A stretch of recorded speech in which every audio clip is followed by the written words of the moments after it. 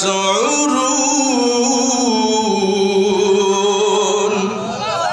আল্লাহ আমরা বলছিলাম যে ঈমান আনলাম তোমার উপরে পরকালের উপরে, কিন্তু পরক্ষণে যে আল্লাহ বলছে যে ইখাদিউন আল্লাহ, এরা বলবে ঈমান আনলাম কার উপরে?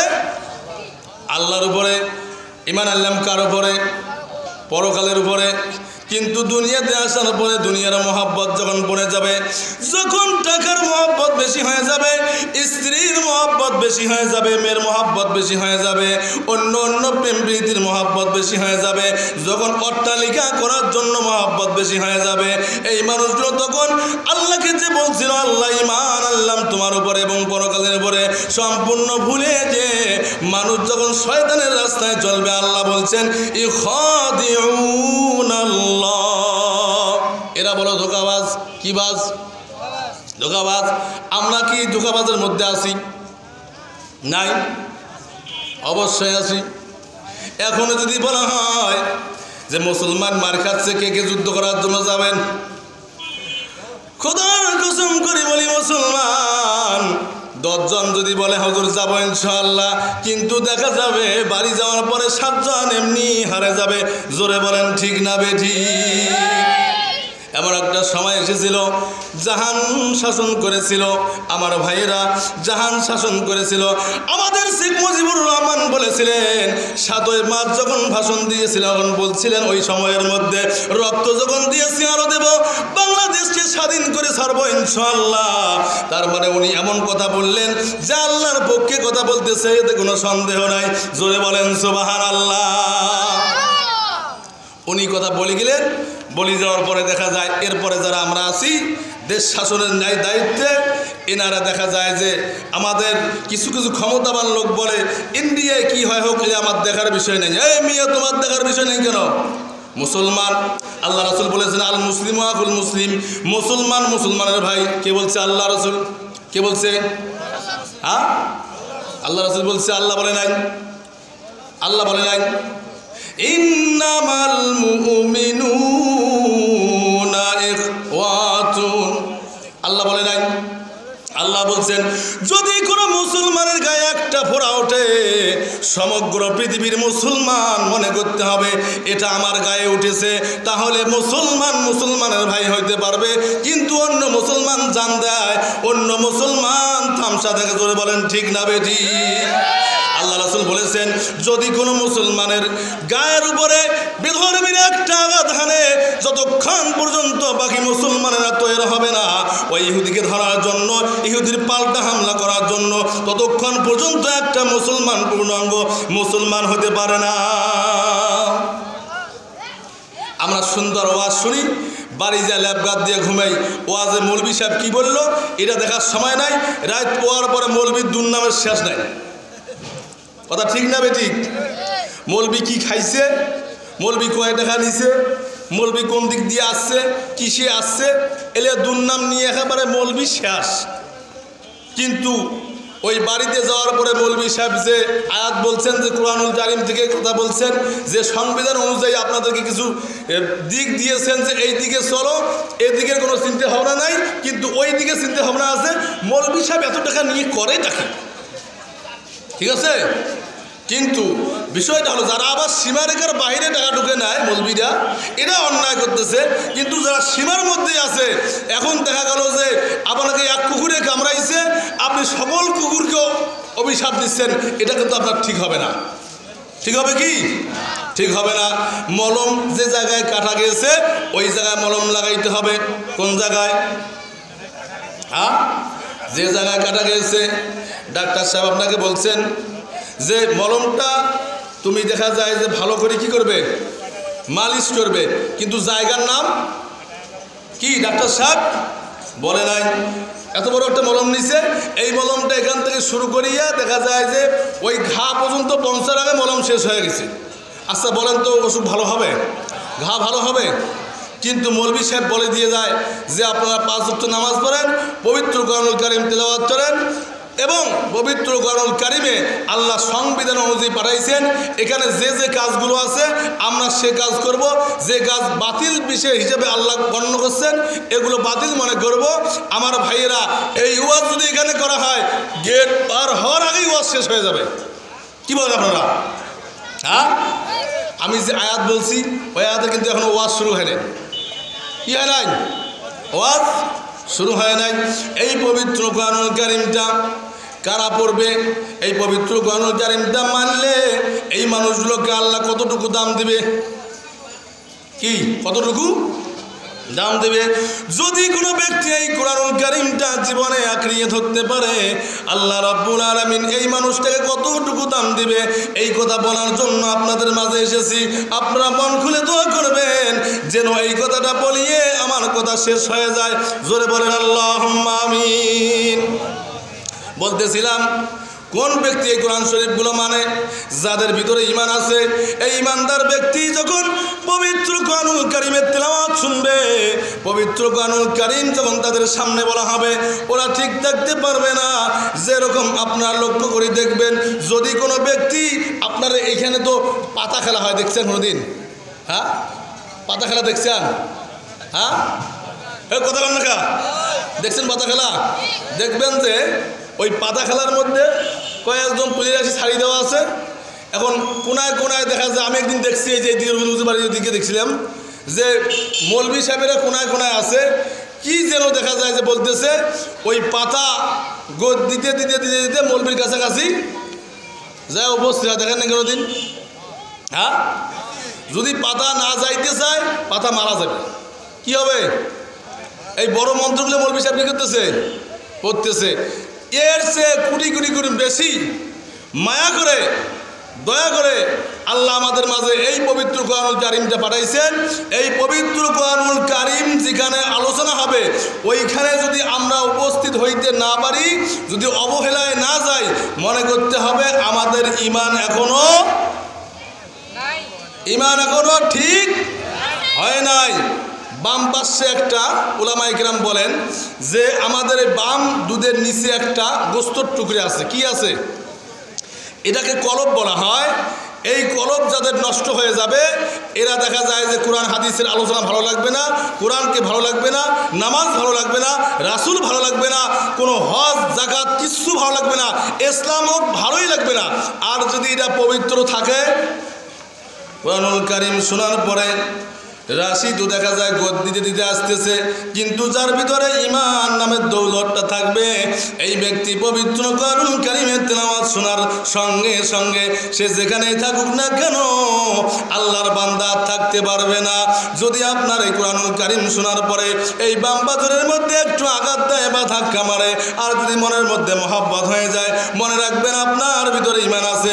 আর যদি কোরআনুল কারীম শোনার পরে আপনার এখানে আঘাত না লাগে, গাও শিরি না যায় এবং শুনতে ভালো না লাগে, নিঃসন্দেহে মনে রাখবেন আপনার ঈমানের বারুদ নষ্ট হয়ে গেছে। জোরে বলেন নাউজুবিল্লাহ। আল্লাহ ডাক দিয়ে বললেন আল্লাযীনা আমানু ওয়া তাতমাইন্নুল কুলুব,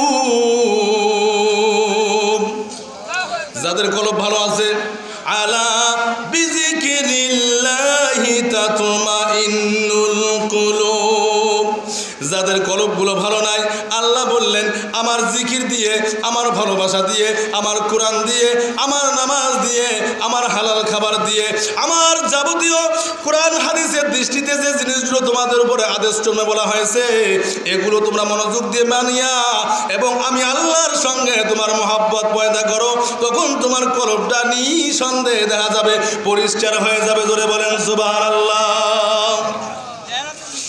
আমি একটা আয়াত বলছিলাম আপনাদের খেদমতে, বলছিলাম যে মিনহা খলাকনাকুম ওয়া ফিহা নুঈদুকুম ওয়া মিনহা নুখরিজুকুম তারাতান ওখরা সূত্র হারাইবেন না। এখনো কিন্তু ওয়াজ শুরু করি নাই, এই শুরু করবো কিছুক্ষণের মধ্যে ইনশাআল্লাহ। আমার ভাইরা, জুনায়েদ বাগদাদি নামে একজন আল্লাহর ওলি ছিলেন। এই ব্যক্তিটা আল্লাহর ওলি হলেন এবং পবিত্র কোরআনুল কারীমের সঙ্গে সম্পর্ক ভালো ছিলেন। এই পবিত্র কোরআনুল কারীমের সঙ্গে সম্পর্ক থাকার কারণে এই ব্যক্তি দেখা যায় যে সব সময় হর হামেশায় যখন এই সময় পাইতো কোরআন শরীফটা এসে উযু করার পরে কোরআন শরীফটা বুকে নিয়ে চুমা খেয়ে এবং পবিত্র কোরআনুল কারীম মাঠের মধ্যে পড়তো, বিছানায় বসে বসে পড়তো, মসজিদে পড়তো, যেখানেই সময় পাইতো সেখানে আল্লাহর পবিত্র কোরআনুল কারীম আল্লাহর বান্দা তেলাওয়াত করতো। জোরে বলেন সুবহানাল্লাহ। এই জন্য মুসলমান বন্ধুগণ আমার, এক পর্যায়ে আল্লাহর বান্দা জুনায়েদ বাগদাদি রাহমাতুল্লাহি আলাইহি জমিনের উপরে বসে বসে আল্লাহর পবিত্র কোরআনুল কারীমটা তেলাওয়াত করতেছে। এমন তো অবস্থায় আমার ভাইরা, বর্তমান প্রেক্ষাপটে যেমন পবিত্র কোরআনুল কারীমের আলোচনা শুনলে কিছু মানুষের গায়ে আগুন জ্বলে যায়, কথা বলেন ঠিক না বেঠিক? আমার ভাইরা, তদানীন্তন সময়ে কিছু মানুষ ছিল, এই মানুষের সামনে যখন পবিত্র কোরআনুল কারীম বলা হতো, এই পবিত্র কোরআনুল কারীম তারা শুনলেই মাথা নষ্ট হয়ে তাদের দেখা যায় মাথা খারাপ হয়ে যেত। কি খারাপ হতো? কথা বলতে হবে। মাথা খারাপ হয়ে যেত। এই মানুষগুলো তদানীন্তন সময়ে ছিল। এখন যাদের দেখা যায় যে কোরআন শরীফ শুনলে গায়ে ব্যথা হয়ে যায়, মাথা নষ্ট হয়ে যায়, শরীরের মধ্যে আগুন ধরে যায়, মনে রাখবেন এরা হলো ওই ব্যক্তিদের অনুসারী, এতে কোনো সন্দেহ নাই। জোরে বলেন নাউজুবিল্লাহ। আমার ভাইরা, তদানীন্তন সময় দেখা যায় যে আল্লাহর বান্দা জুনায়েদ বাগদাদি যখন বসে বসে পবিত্র কোরআনুল কারীমটা তেলাওয়াত করত, এমন তো অবস্থায় এক কাফের এসে ডাক দিয়ে বলল, মৌলভী, পবিত্র কোরআনুল কারীম পড়া বন্ধ করতে হবে। কি করতে হবে? হ্যাঁ, পবিত্র কোরআনুল কারীম পড়া বন্ধ করতে হবে। আল্লাহর বান্দা মালিক ইবনে দিনার আল্লাহর ওলি ডাক দিয়ে বললেন, কেন বন্ধ করব? বন্ধ করতে পারবো না। কয় অবশ্যই বন্ধ করতে হবে। কয় কেন বন্ধ করবো? বলছে যেটা আমার বাবার জায়গা, আমার বাবার জায়গায় কোরআন শরীফ তেলাওয়াত করতে পারবে না। আল্লাহর বান্দা জুনায়েদ বাগদাদি ডাক দিয়ে বলল, ইহুদির বাচ্চা, ইহুদি রে, আমি তো শুনছিলাম যে তোর জায়গা জমি বলতে কোনো কিছু নাই। আল্লাহর জমিনের মধ্যে পৃথিবীর মানুষের জায়গা নিয়ে যারা বাহাদুরি করে, যারা জমি নিয়ে বাহাদুরি করে, আল্লাহ রাব্বুল আলামিন ঘোষণা করলেন পৃথিবীর নিজের মধ্যে জায়গা বলতে কোনো জিনিস নাই। তার জায়গা হলো 3.5 হাত কবর, এর চেয়ে বেশি জায়গা আমাদের কারো নাই। আর যদি নসিব খারাপ হয়ে যায়, আমরা যদি শয়তান টাইপের হয়ে যাই, নামাজ কালাম সব বাদ দিয়ে দেই, কোরআন শরীফের শাসন বন্ধ করে দেই, আমরা কোরআন শরীফ পড়া বন্ধ করে দেই, তাহলে দেখা যাবে এই 3.5 হাত জায়গা আপনার জন্য বরাদ্দ হবে না, আমার জন্য বরাদ্দ হবে না। এমন তো অবস্থায় সংক্ষিপ্ত আকারে বলে দিয়ে যায়, আমার ভাইরা সুন্দর মনোযোগ দিয়ে শুনবেন কথাগুলো। আমার ভাইরা, এই পবিত্র কোরআনুল কারীমকে প্রথমে আনার জন্য কত কষ্ট তারা করেছিল। আজকে আমরা পবিত্র কোরআনুল কারীমকে কত বড় অবহেলা করি। সংক্ষিপ্ত আকারে কিছু কথা আপনাদেরকে বলে দিয়ে যাচ্ছি মুসলমান। আমার ভাইরা, আমার বন্ধুগণ, মা বোনেরা মনোযোগ দিয়ে শুনবেন। জুনায়েদ বাগদাদি রাহমাতুল্লাহি আলাইহি ডাক দিয়ে বললেন, কাফের রে, আমার পবিত্র কোরআনুল কারীম পড়া বন্ধ করা বাদ দিয়ে তুমি বাড়িতে গিয়ে দেখো তোমার সন্তান ছেলে এবং মেয়ে আল্লাহর পবিত্র কোরআনুল কারীম তেলাওয়াত করে। জোরে বলেন সুবহানাল্লাহ। কাফেরের মাথা নষ্ট হয়ে গেল। কি ব্যাপার? আমি কোরআন শরীফ পড়া বন্ধ করে দেই আর আমার ছেলে এবং মেয়ে কোরআন শরীফ পড়ে।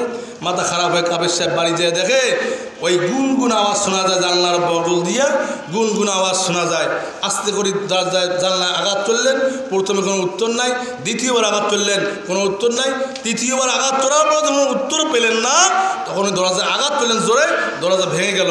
ডাক দিয়ে বলল, মারে, যে কোরআন শরীফ, আমরা কোরআন শরীফের বিরুদ্ধে চলি, আর আজকে তুই কোরআন শরীফকে বুকে ধারণ করিয়ে দেখা যায় যে 360টি দেবদেবীর পূজা বন্ধ করে দিলি। এ মা, আমার মুখে সুনকালি মাখিস না রে মা, আমার ইজ্জত থাকবে না, আমার সম্মান থাকবে না। আমি একজন এই বংশের দেখা যায় সম্ভ্রান্ত মানুষ এবং ক্ষমতাবান মানুষ, আমি একজন নেতা মানুষ, আমি কাফেরদের নেতা। এটা যদি শুনতে পারে আমার মেয়ে পবিত্র কোরআনুল কারীম পড়ে, আমার মেয়ে ঈমান গ্রহণ করেছে, মারে আমার ইজ্জত নষ্ট হয়ে যাবে, মা তুই এটা বন্ধ করে দে। কি করে দে? বন্ধ করে দে। কিন্তু মুসলমান এ কথা বলার কারণ হলো, এক একজন ইহুদির বাচ্চা সুন্দর করে পবিত্র কোরআনুল কারীম গোপনে তখন ঈমান গ্রহণ করলো। পবিত্র কোরআনুল কারীম 40 দিন থেকে ঘরে বসে বসে পড়ে। জোরে বলেন সুবহানাল্লাহ। বাবা জানতো না, বাবা কি জানতো না। এমন তো অবস্থায় সোনার চাঁদ যখন কলিজার পড়ে যখন পবিত্র কোরআনুল কারীম বাসায় বসে বসে পড়ে, আব্বা ডাক দিয়ে বলল, মা রে, আমি একজন কাফের বংশের বড় নেতা, তুমি যদি পবিত্র কোরআনুল কারীম পড়া বন্ধ না করো তাহলে নিঃসন্দেহে দেখা যাবে আমার উপরে জুলুম হয়ে যাবে, আমাকে কেউ নেতা বলে মানবে না, আমাকে সম্মান দেবে না। মা, আমার ইজ্জত নষ্ট করিও না, তুমি কোরআন শরীফ পড়া বন্ধ করে দাও।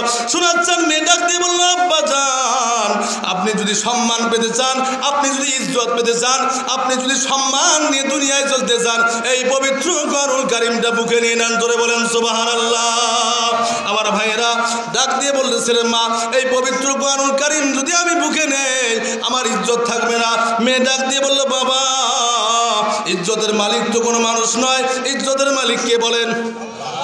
এটা কি মুখের কথা, কোন মৌলবীর কথা? আল্লাহ বললেন, অতুইজ্জু মান তাশাউ ওয়া তুযিল্লু মান তাশাউ বিয়াদিকাল খায়র ইন্নাকা আলা কুল্লি শাইইন কাদির। আল্লাহ বললেন, ইজ্জতের মালিক কে? মেয়ে ডাক দিয়ে বললেন যে, বাবা, ইজ্জতের মালিক হলো আল্লাহ। তোমার মাত্র কয়েকটা কাফের তোমাকে সম্মান করে। যখন তুমি পবিত্র কোরআনুল কারীম সিনায় নিয়ে চলবে, পবিত্র কোরআনুল কারীমের আইন মেনে চলবে, বাবা, খোদার কসম করে বলি, আমার আল্লাহ বলছেন ইজ্জতের মালিক হলো আল্লাহ। তোমাকে এখন 100 লোকে সম্মান দেয়, কোরআন মানার কারণে লক্ষ লক্ষ কোটি কোটি মানুষ তোমাকে সম্মান দিবে। এই সম্মান বৃদ্ধি করবে আমার আল্লাহ। জোরে বলেন সুবহানাল্লাহ। এ কথা মেয়েকে বললেন। মেয়ে বললেন, বলার পরে কাফের কি আর মাথা ঠিক থাকা কথা? এক যতই তেল মাখেন না কেন ঘুরি উল্টি পিছলি যাবে, গতা মাছ চেনেন, খালি একবার ধরি ছাড়িয়ে দিয়ে দেখেন, ওই তোমার নামও চলে যাবে।